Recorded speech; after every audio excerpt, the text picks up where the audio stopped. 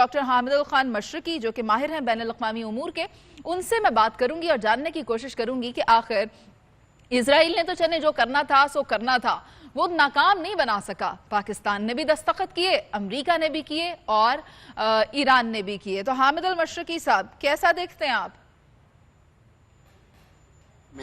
منیزے، میں سمجھتا ہوں کہ یہ پاکستان کی اور پوری دنیا کی بہت بڑی کامیابی ہے، اور بلا شبہ ہر لمحے اس کے اندر اسرائیل اور انڈیا نے بھرپور کوشش کی کہ کسی نہ کسی طرح پاکستان کے کردار کو مشکوک کرے، کسی نہ کسی طرح اس امن معاہدے کو ایم او یو کو ہونے سے روکا جائے۔ لیکن پاکستان کے field marshal general Asim Munir صاحب کی، پرائم منسٹر کی اور پاکستان کی گورنمنٹ کی انتھک محنتیں اور پچھلے ممالک کا ایک بڑا بے مثال کردار پاکستان کے ساتھ، اس کی وجہ سے یہ ممکن ہوا۔ لیکن وہیں پر آپ دیکھیں کہ نیتن یاہو جو ہیں وہ انتہائی اس وقت تنہائی کا شکار ہو رہے ہیں، اور تاریخ میں پہلا موقع ہے وہ امریکہ جس نے 40 سے زائد مرتبہ اسرائیل کی حمایت میں یونائٹڈ نیشن کی قراردادوں کو ویٹو کیا ہوا ہے، وہ امریکہ آج اسرائیل سے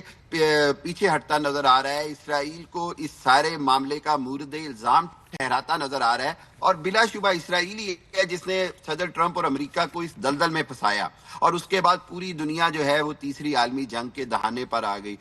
جیسے منیزے آپ نے بڑی اچھی بات بتائی کہ وہ یہ ہے کہ پاکستان کا جو رول ہے، پاکستان نے جو انڈیا کا غرور خاک میں ملایا، وہ جو اپنے آپ کو نیٹ سیکیورٹی پرووائیڈر سمجھتا تھا، آج دنیا پاکستان کو نیٹ سیکیورٹی پرووائیڈر کہہ رہی۔ اب جو صورتحال ہے اس کے اندر ایک چیز بڑی امپورٹنٹ ہے، وہ یہ ہے کہ یہ 60 دن کی جنگ بندی میں بہت بڑے معاملات طے پانے ہیں۔ ایک سمندر ہے، ایک دریا ہے جس کو عبور کرنا ہے۔ اس کے لیے بہت سارے سپوائلر آئیں گے، بہت سارے معاملات ہوں گے، لبنان کے حوالے سے،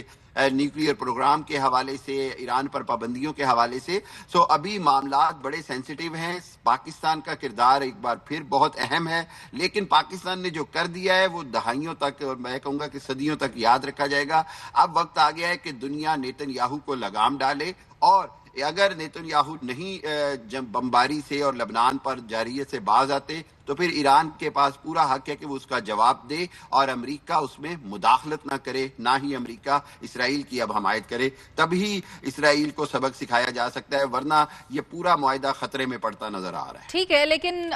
ڈاکٹر حامد، آپ ایسے میں یہ دیکھیں کہ دو معاملات تھے جو انتہائی سنجیدہ تھے، جن پر بہت زیادہ مشکل پیش آ رہی تھی۔ ایک تو یہ کہ آبنہ ہرمز کو کھلوانا، اور دوسرا یہ کہ پھر وہاں سے جو بحری جہازوں کا گزر کروانا۔ تو ان دونوں معاملات پر، ان دونوں فرنٹس پر پاکستان نے بہت ہی بہتر طریقے سے ایگزیکیوشن کو سر انجام دیا ہے۔ تو اب آپ کو کیا لگتا ہے کہ یہ اتنا آسان تو نہیں تھا؟ How well did Pakistan played in this? Munizae, to be very honest, پوری دنیا کی آئندہ آنے والی دنوں میں جس طرح آپریشن بنیان المرصوص کو جنگی تاریخ کی کتابوں میں پڑھایا جائے گا، جنگی حکمت عملی اور کامیاب جنگ کی حکمت عملی کے 3 دن میں اپنے سے 6 گنا بڑے دشمن کو کیسے زمیں بوس کیا جاتا ہے، میں سمجھتا ہوں اسی طرح پاکستان کی اس ڈپلومیسی کو جو پاکستان نے کہیں خفیہ مقامات پر کی، کہیں پر نیوٹرل جگہوں پر کی، کہیں پر سادے کاغذوں پر معاہدے کے نکات لکھے گئے، اس کی ہوش ربا تحقیقات اور انکشافات جب سامنے آئیں گے تو میں آپ کو بتا دوں کہ پاکستان کے کردار کو اور پاکستان کی اس کامیابی کو ڈپلومیسی کی تاریخ کی کتابوں میں پڑھایا جائے گا۔ اور ایک اور آپ کو بات بتا دوں کہ جس طرح یہ جنگ رکوائی گئی ہے اور جس طرح اس کو ممکن بنایا ہے، آپ نے ہرمز کے حوالے سے جہاں پر بات ہو رہی تھی کہ ایران ٹیکسیشن اور ٹیرف کے بغیر نہیں مانے گا، وہیں پر امریکہ کہہ رہا تھا کہ ہم ناکہ بندی ختم نہیں کریں گے جب تک بارودی سرنگیں نہیں ہوں گی، وہیں امریکہ نے پروجیکٹ فریڈم لانچ کیا، اور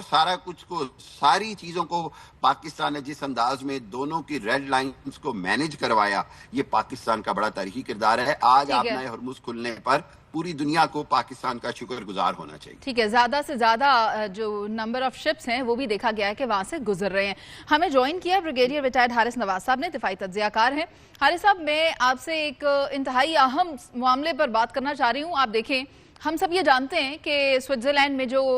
ہونی تھی، ایک سٹنگ ہونی تھی، بیٹھک ہونی تھی، وہ 11th آور کینسل ہو گئی، اور وہاں پر وزیر اعظم نے بھی جانا تھا، وہ بھی نہیں گئے۔ اب آپ دیکھیں اسرائیل نے جو کرنا تھا خراب کرنے میں اس سارے عمل کو، وہ اپنا پارٹ تو پلے کر رہا ہے، لیکن لیبنان پر جب اس نے اٹیک کیے، لیبنان نے جب جوابی کارروائی کی ہے تو اسرائیلی جو فوجی ہیں وہ بھی اس میں ہلاک ہوئے ہیں اور کچھ کے زخمی ہونے کی اطلاع بھی ہے، جس پر کہ اسرائیل کے ایک وزیر کا سٹیٹمنٹ آیا اور وہ کہتے ہیں کہ پورے کے پورے لیبنان کو جلا کر بھی ختم کر دیا جائے تو بھی ہماری جو اسرائیلی مائیں ہیں نا ان کا غم غلط نہیں ہو سکتا۔ میں چاہتی ہوں کہ آپ اس کے اوپر بتائیں کیونکہ یہ تازہ ڈیولپمنٹ ہے۔ دیکھیں، ایک تو بات یہ ہے کہ بالکل ایران اسرائیل جو ہے یہ بہت بڑا اسپائلر ہے، کوئی شک نہیں ہے، اور وہ نہیں چاہتا تھا کہ یہ جنگ بندی ہو، بلکہ وہ یہ چاہتا تھا کہ ٹوٹل ایران کو بالکل ملیٹریلی زیرو کر دیا جائے، نہ اس کے پاس نیوکلیر کیپیبلٹی ہو، نہ اس کے پاس میزائل کیپیبلٹی ہو، نہ ڈرونز کی ہو، بلکہ اس کی رجیم بھی چینج کر دی جائے اور اپنی مرضی کی حکومت لا کے وہاں پر ایران اس کو ریکگنائز کر لے اور الٹیمیٹلی پرابلم ختم ہو جائے۔ وہ اس کا خواب پورا نہیں ہوا، اور اس میں ایران نے ظاہر ہے بہت ریزیلنٹ طریقے سے رجسٹ کیا، اور امریکہ کو بھی سمجھ آ گئی کہ ایران اتنا آسان نہیں ہے جس پہ فتح کرنا، اور وہ ابھی کلیئر ہو گیا۔ لیکن آپ جس طریقے سے لیبنان میں جا رہے ہیں، وہ 25 علاقے پہ قبضہ بھی کر لیا، اس کے بعد بیروت میں، اور آج بھی اس نے 30 سویلینس لیبنانس کو شہید کیا ہے، اور اس پہ ان کا ایک لیفٹنٹ کرنل بھی مارا گیا اسرائیل کو، اور 3-4 اور فوجی مارے گئے ہیں وہ۔ لیکن ابھی آپ کے سامنے جنگ بندی بھی ہو گئی ہے، کیوں امریکن نے بڑی سختی سے اسرائیل پہ پریشر ڈالا ہے، تو اس نے آج 4 بجے جنگ بندی کر لی ہے۔ اب دیکھنا یہ ہے کہ جنگ بندی کتنا عرصہ قائم رہتی ہے، کب تک رکتا ہے اس کے اوپر، کیونکہ یہ ابھی بھی پوری کوشش کرے گا کہ جس وقت یہ ٹیکنیکل ٹیم بیٹھیں گی فردر اس وقت بات چیت کرنے کے لیے اور اس معاہدے کو فائنل سٹیج پہ لے جانے کے لیے، اس میں بھی یہ اسی طرح روڑے اٹکاتا رہے گا۔ بات یہ ہے کہ اس میں اب سب سے بڑا کام ہے امریکہ کی۔ ظاہر ہے کہ امریکہ نے اگر یہ جنگ بندی معاہدے میں دستخط کیے ہیں، اس نے اسپائلر کا کام تو کر دیا کہ ٹھیک ہے کہ ڈیجیٹل سگنیچرز ہو گئے اور اسلام آباد اکارڈ MOU بھی سائن ہو گیا اور افیکٹو بھی ہو گیا، ڈسپائٹ جو بھی اسپائلنگ کرنی تھی انڈیا نے اور اسرائیل نے نہیں کر سکے، لیکن ایک یہ افیکٹو ہو گیا۔ اس کے بعد آپ جو ٹیکنیکل ٹیم میں پہلے کی وہاں دیکھنا ہے کہ اس سے پہلے یہ کتنا پرابلم کریٹ کرتا ہے۔ لیکن ایک بات ہے کہ جو دنیا کا پریشر تھا اسرائیل پریزیڈنٹ ٹرمپ کے اوپر کہ اسٹریٹ آف ہرموز کو اور اس کے بعد نیول کارڈ کو ہٹائیں تاکہ اکنامک کرائسس،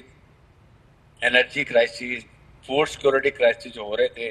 ان کو ختم کیا جائے، کیونکہ دنیا کو بہت پرابلمز ہو رہی تھی اور وہ موومنٹ سٹارٹ ہو گئی ہے۔ انشاءاللہ میرے خیال میں امید تو یہی کہ اب امریکن پریزیڈنٹ اور ظاہر پاکستان کا part will remain, Pakistan thoroughly involve رہے گا۔ ہمیں بہت شکریہ ادا کرنا ہے فیلڈ مارشل نے جس طریقے سے اس کو فائنل سٹیج تک لے گئی۔ لیکن حارث نواز صاحب، ایک اور بات ہے جو میں جاننا چاہتی ہوں، وہ یہ کہ سوئٹزرلینڈ میں برگن اسٹاک میں جو حتمی سربراہی اجلاس ہونا تھا وہ دیکھیں ایگزیکیوٹ نہیں ہوا۔ اگر وہ ہو جاتا تو کیا زیادہ بہتر نہ ہو جاتا؟ اور اس کا at the 11th our discontinue ہونا یا پھر کینسل ہو جانا، یہ کیسا امپریشن ایک کریٹ کر رہا ہے؟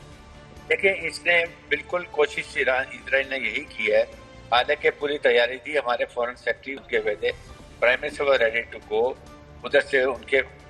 JD وائنس کی تیاری آنے کی ہو رہی تھی، ادھر سے ایرانی ٹیم تیار تھی، لیکن جس طریقے سے بروٹل طریقے سے اسرائیل نے جا کے لیبنان میں اٹیک کیے اور امریکہ کی بات نہیں سنا، امریکن پریزیڈنٹ سنپ کیا نیتنیاہو کو، JD وائنس نے سنپ کیا، لیکن اس نے پوری کوشش کری۔ پھر ایران نے ظاہر ہے I think Iran also refused to go to Switzerland because of this protest کہ جی ریکارڈ کرنے کے لیے کہ جی لیبنان میں جو ظلم و بربری ہو رہا ہے امریکہ اس کو کیوں نہیں رکوا سکا، بٹ ڈیفینیٹلی